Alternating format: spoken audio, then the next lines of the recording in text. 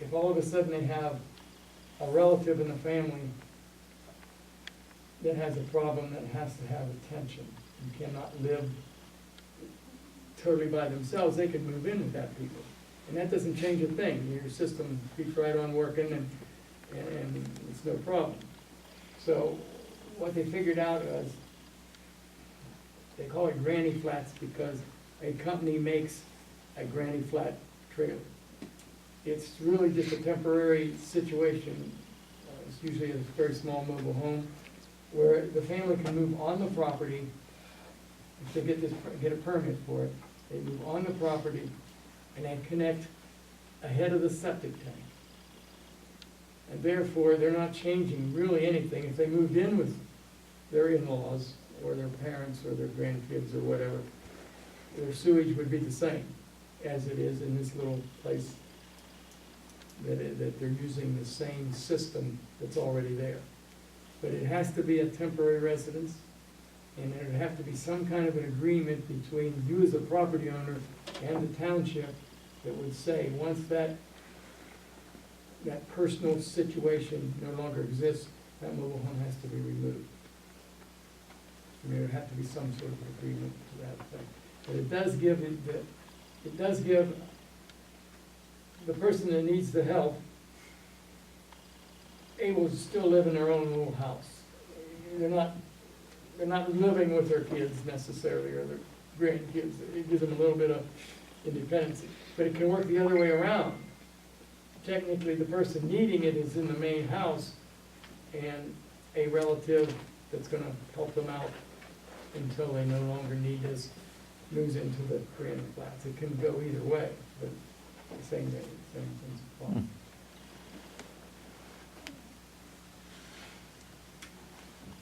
Anything else? Bob? What about, West Virginia allows the use of gravelous pipe? Are we allowed to use that on repairs up here? What kind of pipe? Gravelous, no, They call it doesn't have gravelous. gravelous. It's about 12, 14 inches. It's covered with a, Nope. Mesh. It's not been approved by PDEP. thank you. West Virginia also has a system with a grinder pump and stuff where the water's fit for livestock at the end without a sand mound. Is the DEP gonna do anything about approving that? There's never been anything said about it. It's, We have systems that they say you can drink the water before it goes into the absorption field. I wouldn't do it. If you look at it, this Coca Shell Solar EcoFlow system, if you see what goes into the ag-grade bed, it looks like the water's, there's the water sticking out. But that doesn't mean that some of the other stuff isn't in there.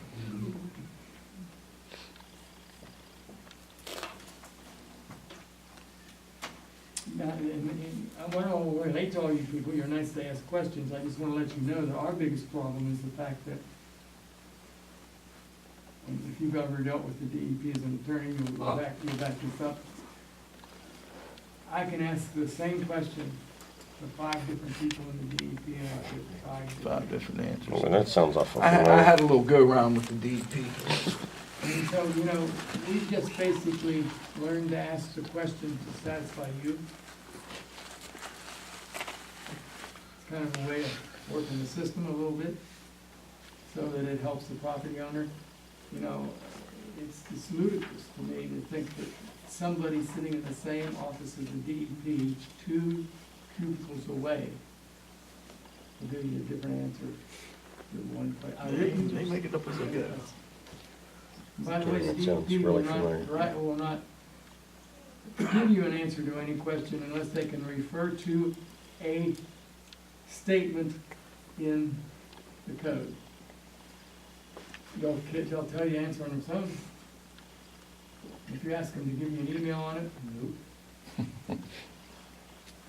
And so we have to deal with this, and we have to play with this every day as the sewage council. And that's one of the great disadvantages of you guys belonging to the sewage council, because you'd have to do it. The supervisor would have to do this, and you're not dealing with it every day. It's a case where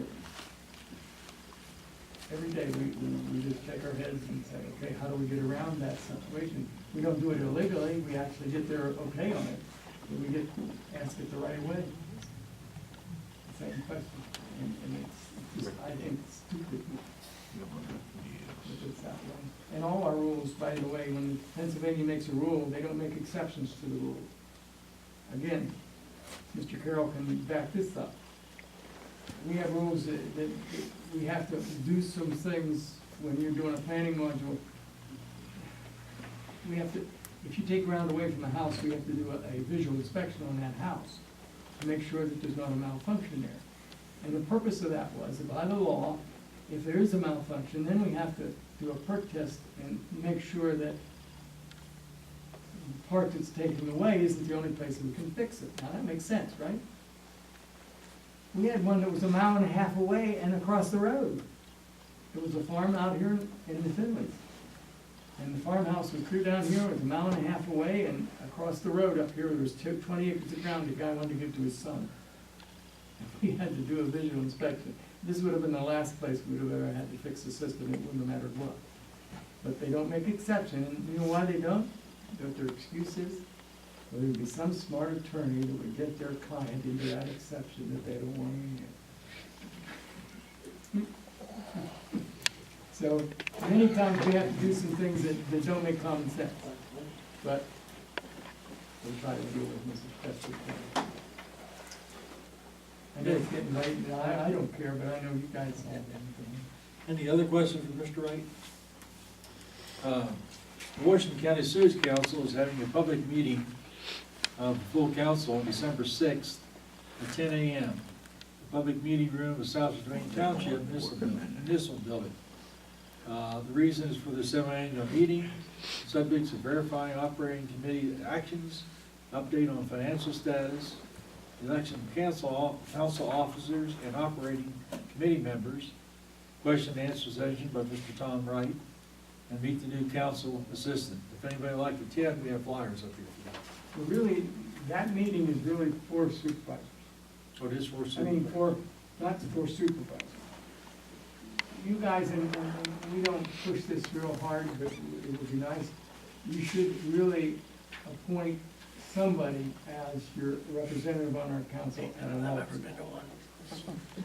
And I was they're- gonna ask you who our representative is. And they are the ones, and believe me, we don't get an overcrowd at the meetings. I don't ever have to worry about it. There's 3 people there from Donegal or only one or whatever. But you really should have a rep. Well, Jerry, you used to be the representative, are you still? I was sent one time, so I don't know if that was an official. I mean, I was never, I volunteered to go actually, once. Yeah, our meeting, it isn't a burden. It starts at 10 o'clock and it's usually over by 11. Only the ones that maybe stop at the office because they have specific questions about some things in their township or whatever. The meetings are usually about an hour long. That really isn't open to the public. It's open to the public. I mean, every meeting, whether you know it or not, anything you want to know, it's in our office. You can come in and ask for Yep. copies. Right to know. Really? We're a nonprofit, and it doesn't have to do with salaries or personal things like that. Every piece of paper we have in our office is open to the public. And we respect that, and we don't even charge for it if it's reasonable. That would fall under the right to know, correct? Yeah, Hmm? and it's really, we're nonprofit, so we have to have it that way. And we don't charge for copies of it unless they're multiple of something, which generally it's only 1 copy or 2. And if you ever come to our office, you'll find we're really user-friendly, we're really friendly. People come into our office very angry because they don't know what we're gonna do and they don't know what it's gonna cost them. Our main goal is when they leave, they're not gonna be happy because they don't like what they have to do, but at least they know. I do have one more question. When I was asking you about the repairs, that would be a tank too, right? Because I'll tell you an example. I had a couple of years ago, I helped a guy, he drove his farm tractor over, didn't know where the tank was when he bought the property. And the tractor actually went down in the tank. That needs a repair. So you, I mean, it needs a repair. it was just a lid. That wouldn't matter. So that would actually, you would need a The repair. only thing you don't need for is the pipe between the tank and the absorption field, and between the tank and the house, Okay. or building, whatever it So the actual lid would be you'd need, is. technically you need Put a, it on it, yeah. Now, if you know, Huh? Do you apply for the permit? Wasn't Donegal Township, but now, we have probably the several, township I did it in needed one. we have several repair permit fees, and in a situation like that, that would be a minimum fee. Okay. Because all the sewage officers doing verifying that you. put Yeah, the in- tank didn't damn, it was just a lid.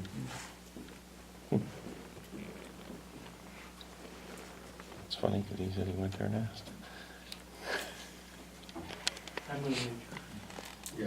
All right, you're gonna say, we want to make a motion to adjourn. Have a second? Sorry, I kept you so long. Appreciate you. Yeah, but it's great.